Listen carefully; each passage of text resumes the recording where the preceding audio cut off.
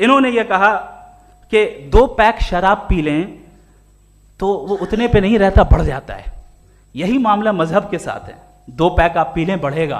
तो ये एक ऐसी मिसाल है, इसको कहीं भी फिट कर लें कि आप एथिज्म पे जब फिट करें, जब आप 2 पैक एथिज्म का लेंगे ना तो वो बढ़ बढ़ के नॉर्थ कोरिया बनेगा। Thank you. पहले तो मैं मुफ्ती साहब को एक अच्छी खबर देना चाहूँगा कि मेरी नॉलेज साइंस के बारे में बड़ी मामूली है, तो आप फिक्र ना करें उसकी, लेकिन कुछ कॉमन सेंस है मुझ में। देखिए, ये खुदा का तस्वुर कोई नया तस्वुर नहीं है, ये सदियों से रहा है। ये कुछ रिलीजन 3000 साल पुराने होंगे, 4000 साल पुराने होंगे, लेकिन इंसान कोई 10,000 12,000 साल से एग्जिस्ट करता है होमो सेपियन की शक्ल में, और हमेशा कुछ ना कुछ मज़हब रहे। ये मज़हब जाहिलों के नहीं थे, ये मज़हब एक ऐसी ग्रीक सोसाइटी के थे जहाँ बड़े बड़े फिलोसफर पैदा हुए। ये मज़हब इजिप्शियंस के थे जिन्होंने पिरामिड्स बनाए थे। ये रोमन्स के थे कि जिनका आर्किटेक्चर और सेनेट यानी पहली बुनियाद डेमोक्रेसी की, लिमिटेड थी मगर डेमोक्रेसी थी, ये उन लोगों ने किए थे। तो इनका जो जुपिटर था, रा था, ज़्यूस था, उन्हें उस पर इतना ही एतमाद था जितना आज किसी मजहबी आदमी को अपने खुदा पे होगा। क्रिश्चियनिटी आने से पहले यूरोप में एक मज़हब था जर्मेनिक रिलीजन, उसका एक खुदा था, उसकी एक बीवी थी, उसके 2 बेटे थे, एक बेटी थी। फिर जर्मनी में जब यूरोप में क्रिश्चियनिटी आई तो वो खुदा, उसकी बीवी और पूरे ख़ानदान चला गया। तो हमने अगर हम हिस्ट्री देखें तो खुदा जो हैं वो ज़्यादातर फ़नी है, वो हमेशा रहे नहीं। और वो जो लोग इन्हें मानते थे उनको आप कहें वो तो जाहिल थे, उन्हें तो कुछ पता ही नहीं था, ऐसा नहीं है। वो अपने वक्त में बड़े काबिल लोग थे और अपने वक्त में उन्होंने बड़े बड़े काम किए हैं, फिलोसफर्स थे, साइंटिस्ट थे, लेकिन उनका मज़हब कहाँ गया, उनके खुदा कहाँ गए? आज जो खुदा हैं दुनिया में लोग उन्हें मानते हैं। आपको क्या मालूम कि कितने वर्षों के बाद क्या होने वाला है? हम यूरोप में देखते हैं तो चर्च खाली हैं। तो वक्त के साथ चीज़ें बदलती हैं। जहाँ तक इसका ताल्लुक़ है मज़हबों का, हर मज़हब आपसे एक चीज़ मांगता है, फेथ। ये फेथ क्या चीज़ होती है? What is the difference between faith and belief? ये तो बहुत ही अहमकाना बात होगी कि कोई आदमी कहे साहब अगर खुदा है तो मुझे दिखाइए। ये तो जाहिलाना बात हुई। मैंने तो नॉर्थ पोल नहीं देखा है, मगर मैं मानता हूँ कि नॉर्थ पोल है। मैं क्यों मानता हूँ? इसलिए कि अगर ये दुनिया राउंड है तो उसका कोई टॉप होगा। कुछ लोग हैं जो वहाँ गए भी हैं, कॉमन सेंस कहता है कि ऐसा होगा, सबूत है, गवाह है, रीज़न है। तो ये मेरा फेथ नहीं है। तो फेथ में और बिलीफ में डिफरेंस क्या है? जो मज़हब मांगता है आपसे, हर मज़हब फेथ मांगता है। फेथ का मतलब ये है कि ना कोई गवाह हो, ना कोई सबूत हो, ना कोई रैशनल हो, ना कोई लॉजिक हो, ना कोई प्रूफ हो, मगर तुम एक बात को मानो। ये है फेथ। वरना बिलीफ होता। अगर इसमें कुछ भी सबूत होते, गवाह होते, तो फिर इसे आप बिलीफ कहते हैं। जैसे मेरा बिलीफ है कि नॉर्थ पोल है, मेरा फेथ थोड़ी है। फेथ इन तमाम शर्तों को रद्द करता है। तो फिर स्टुपिडिटी क्या है? अगर मैं एक बात ऐसी मानूं जिसकी ना कोई लॉजिक है, ना कोई रैशनल है, ना कोई प्रूफ है, ना कोई गवाह है, ना कोई सबूत है, और मैं उसे मानूं, तो ये स्टुपिडिटी हुई। इसे ही भाई कल को मैं यकीन कर लूँ कि एलॉन मस्क जो है मेरा भाई है, तो मुझे इंतहाई खुशी होगी, सुकून भी बहुत मिलेगा मुझे। लेकिन और कहे भाई क्यों मानते हो, क्या सबूत है भाई, वो तो अमेरिकन है और तुम तो इंडियन हो, वो तो नस्ल अलग है, तुम्हें कभी मिले भी नहीं। साहब देखिए, मेरा फेथ है, इस पर बात ना किया। फेथ का मतलब ही यह है कि आप प्रूव नहीं कर सकते। अगर आप प्रूव कर सकते हो तो फेथ की ज़रूरत ही नहीं, फिर तो आप बात करेंगे, आप कितनी बहस कर लीजिए। अल्टीमेटली दुनिया का हर मज़हब फेथ पे टिका है, और फेथ का मतलब है एक ऐसा यकीन जिसका कोई सबूत, कोई गवाह, कोई रैशनल नहीं। अब आप ये कहें, क्या आप ये क्यों कह रहे हैं कि साहब ये कायनात किसने बनाई? कमाल ये है कि आपने बताया कि एक आइलैंड पे गए और एक बॉल देखी। आपने ये नहीं कहा कि आइलैंड किसने बनाया, आपको सिर्फ बॉल पे हैरत हुई। हमने आइलैंड पे हमने हैरत नहीं की, होते हैं आइलैंड। इसी तरह ये आइलैंड है, सितारे, ये गैलेक्सीज, ये सब आइलैंड हैं, खला में। हम उन्हें टेकन फॉर ग्रांटेड लेते हैं, हम पूछते नहीं कैसे बनाए। आपने जजीरे के बारे में भी नहीं पूछा है। मेरी पैदाइश कैसे हुई? क्या मैं प्लान्ड पैदा हुआ था? I was plan to be born, या एक लकी स्पर्म था जो किसी एग से चिपक गया? मेरी पैदाइश रैंडम, और इंसाफ जिसे आप कहते हैं, इंसाफ का तो नेचर से कोई वास्ता ही नहीं। जो आप कहते हैं कि एक दिन इंसाफ मिलेगा, इंसाफ is a human concept, nature में कोई इंसाफ नहीं। अगर शेर हिरन को खा जाता है तो उसे कोई सजा नहीं मिलती। अगर एक आंधी आती है और हरे भरे पेड़ों को उखाड़ के फेंक देती है तो आंधियों की जेल नहीं होती है। नेचर में इंसाफ नहीं, इसलिए मुझे नेचर को इंसाफ की जरूरत भी नहीं। नेचर तमाम में एक है। अब हम कहें कि साहब ये देखिए जो मैंने खाना खाया था, ये मेरी आंखों ने यूं कर दिया उसे, तो इसे सजा मिलनी नहीं, वो सिस्टम है, ऐसे ही चल रहा है। नेचर बगैर इंसाफ के है। इंसाफ इज अ ह्यूमन कॉन्सेप्ट।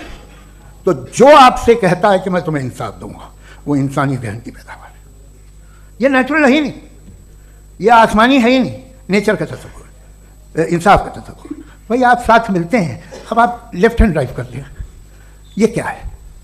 तमाम सच, तमाम नेकी, तमाम शराफत लेफ्ट हैंड ड्राइव है।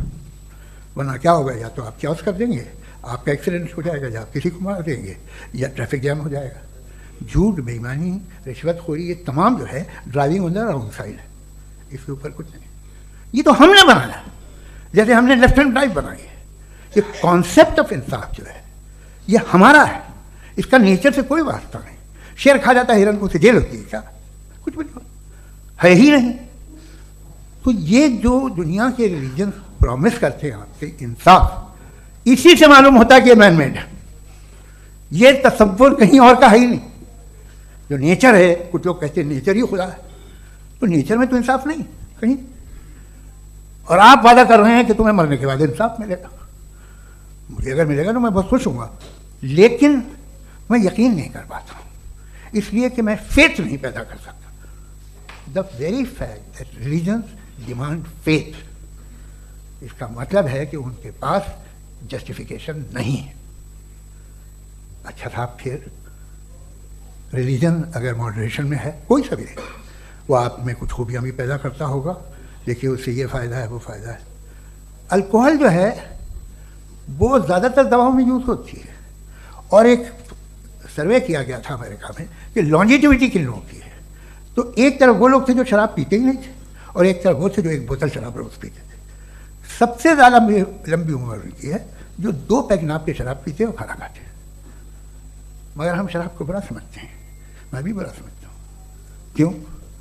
ऐसा होता नहीं। कुछ चीज़ों में आदत होती है कि वो बढ़ती है।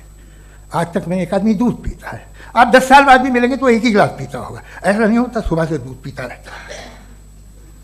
मिल्कोहलिक मैंने नहीं देखे, अल्कोहलिक होते हैं। ये टेंडेंसी है मजहब की कि वो बढ़ता है, जैसे कैंसर बढ़ता है, जैसे शराब बढ़ती है। कुछ लोग होंगे जो उसे सही तरह से यूज़ करते हैं। मुझे यकीन है कि हमारे मुफ्ती साहब भी उनमें से एक, इनसे बहुत खुशी हुई मुझे इनसे मिलकर। लेकिन कितने लोग हैं कि आज आप देखते हैं दुनिया में जो तबाहियाँ हैं, इनमें कितना हाथ है उन लोगों का जो बिलीवर कहते था मजहब ये नहीं कहता, ना कहता होगा, मगर जब ये मजहब पीते हैं तो ऐसे बिहेव करते हैं। थोड़ा सा अगर हो तो शायद बहुत अच्छी बात, लेकिन शराब थोड़ी सी नहीं रहती, उसमें टेंडेंसी है पहले। थोड़ा सा अगर 2-3 कैंसर के सेल हो ना बॉडी में तो आदमी इससे में रहेगा, लेकिन वो 2-3 सेल नहीं रहते, वो मल्टीप्लाई होते हैं। जावेद साहब, टाइम पूरा हो गया। टाइम हो गया, तो बस बात खत्म हो गई। अच्छा, मुझे कुछ और कहने को था भी नहीं। जी, मैं पहले जवाबी दौर के लिए इनवाइट कर रहा हूँ मुफ्ती साहब को। Your rebuttal round 1, you have 7 minutes.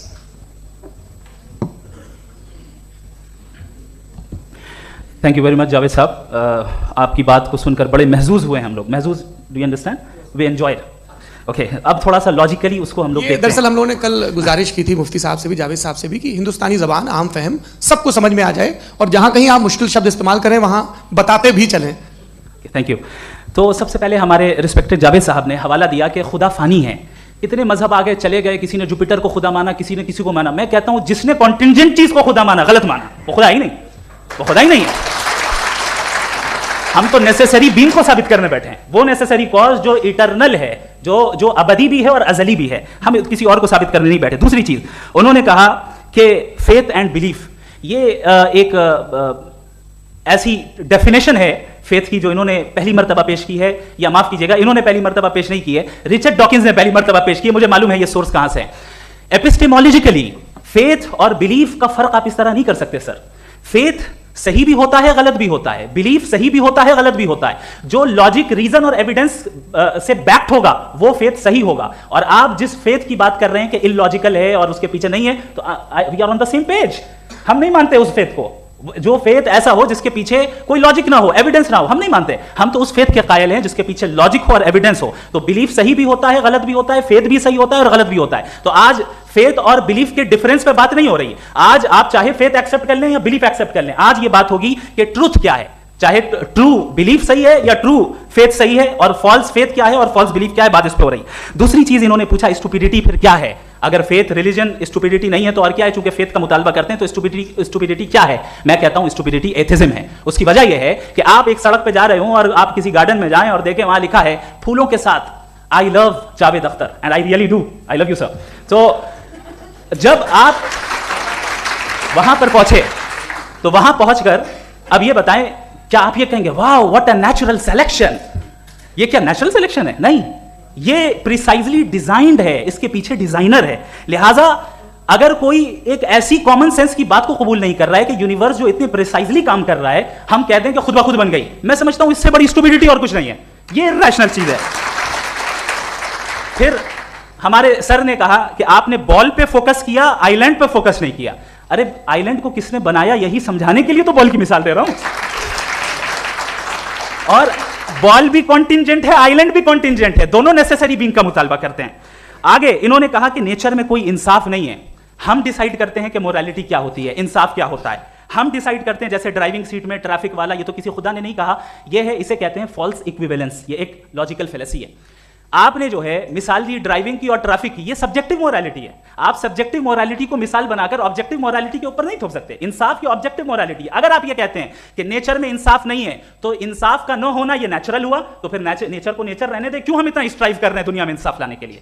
ये तो इलॉजिकल बात है, इरैशनल बात है। इसलिए बहुत सी चीजें ऐसी हैं जो ऑब्जेक्टिवली जो है इविल या गुड हैं, और बहुत सी चीजें ऐसी हैं जो सब्जेक्टिवली हैं। सब्जेक्टिवली जो मोरल होता है या इमोरल होता है उसको हम सोशल कंसेंसस से या पर्सनल प्रेफरेंस से डिसाइड करते हैं। लेकिन जो ऑब्जेक्टिव मोरालिटी है, जिसमें इंसाफ आया, जो इन्होंने बार बार रिपीट किया, ये ऑब्जेक्टिव है, सब्जेक्टिव नहीं है। अगर आप कहते हैं ये सब्जेक्टिव है तो मेरा सवाल आपसे ये है, क्या सोशल कंसेंसस के जरिए अगर जुल्म को सही करार दे दिया जाएगा तो आप जुल्म को जस्टिफाई करेंगे?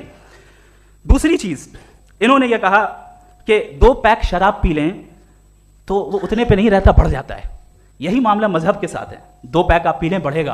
तो ये एक ऐसी मिसाल है, इसको कहीं भी फिट कर लें कि आप एथिज्म पे जब फिट करें, जब आप 2 पैक एथिज्म का लेंगे ना तो वो बढ़ बढ़ के नॉर्थ कोरिया बनेगा। Thank you.